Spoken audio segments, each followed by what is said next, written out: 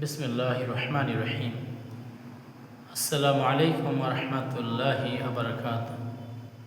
প্রতিদিনের মতো আজও আপনাদের সামনে একটি গুরুত্বপূর্ণ বিষয়ে আলোচনা করার জন্য উপস্থিত হয়েছি। পবিত্র মাহে রমজান, মাগফিরাতের দশকের একদম শেষ প্রান্তে আমরা রয়েছি। কেবলই মাত্র আমরা ১৯তম তারাবির জামাত সমাপ্ত করে এই মুহূর্তে কথা বলতে উদ্বুদ্ধ হয়েছি এবং কথা বলে যাচ্ছি। আলহামদুলিল্লাহ, আল্লাহ পাকের শুকর যে আল্লাহ তাআলার রহমতের দশক সমাপ্তির পর মাগফিরাতের দশকের এই দশকটি আমাদেরকে আল্লাহ তাআলা অত্যন্ত সুন্দর পরিবেশে, মনোরম পরিবেশে, স্বাস্থ্যসম্মতভাবে রোজাগুলো রাখার তারাবি আদায়ের তৌফিক দান করেছেন। আলহামদুলিল্লাহ, এখন সামনে আসতেছে পবিত্র মাহে রমজানের শেষ দশক এবং এই শেষ দশক অত্যন্ত গুরুত্বপূর্ণ। আমরা আগে আলোচনা করেছি ইতিকাফ নিয়ে গতকাল। আজকে আপনাদের সামনে শবে কদরের তালাশের ব্যাপারে কথা বলবো। শবে কদর সম্পর্কে পবিত্র কোরআন বলেছে, ইন্না আনজালনাহু ফি লাইলাতুল কদর। যে আল্লাহ তাআলা বলেছেন যে এই পবিত্র লাইলাতুল কদরেই আমি নাজিল করেছি পবিত্র কোরআন।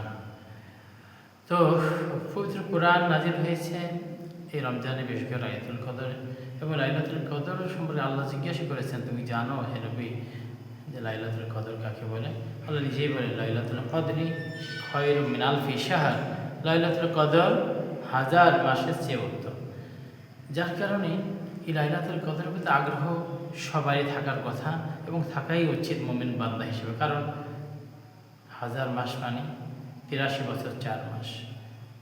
এতদিনের একটি ইবাদত একটি রাতের মাধ্যমে হয়ে যাবে এবং যে লাভ করলো সে তো সমস্ত কল্যাণ লাভ করলো, আর যে পেল না, বঞ্চিত হলে সে সমস্ত খায়ের বরকত থেকে বঞ্চিত হয়ে গেল। এখন কবে হবে শবে কদর? এ সম্পর্কে হাদিস শরীফের ভিতরে একটি হাদিস বর্ণিত হয়েছে। প্রিয় নবী সাল্লাল্লাহু আলাইহি ওয়াসাল্লাম একবার শবে কদর কবে তা জানার জন্য আগমন করলেন। দুইজন ব্যক্তির মধ্যে ঝগড়া দেখে নবী করিম সাল্লাল্লাহু আলাইহি ওয়াসাল্লাম বললেন, আমি তোমাদেরকে গুরুত্বপূর্ণ একটি বিষয়ে বলার জন্য এসেছিলাম, কিন্তু তোমাদের দুই ব্যক্তির ঝগড়ার কারণে আমাকে ভুলিয়ে দেওয়া হয়েছে। আমি ভুলে গেছি কবে সেই শবে কদর হবে। আমি তোমাদেরকে বলবো, তোমরা রমজানের শেষ দশকে শবে কদর তালাশ করবে, বিশেষ করে বেজর রাত সময়।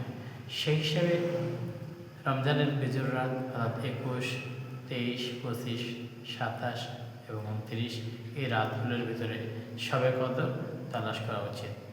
আমি গতকাল বলেছিলাম ইতিকাফের আলোচনায় যে যারা ইতিকাফে থাকে তারা অটোমেটিকভাবেই শবে কদর লাভ করে, কারণ তারা ইতিকাফে সারাক্ষণ ইবাদতের মধ্যে থাকে।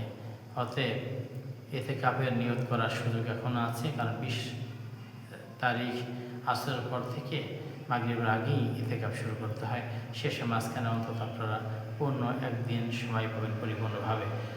এখন আপনাদের কাছে যে কথা বললাম, শেষ দশকটি যাতে নাজাতের দশকে আমরা যেন সুন্দরভাবে কাটাতে পারি, মাগফিরাতের দশকের শেষ অংশে যেন আল্লাহর কাছে ক্ষমা চেয়ে নিতে পারি, এটাই আহ্বান।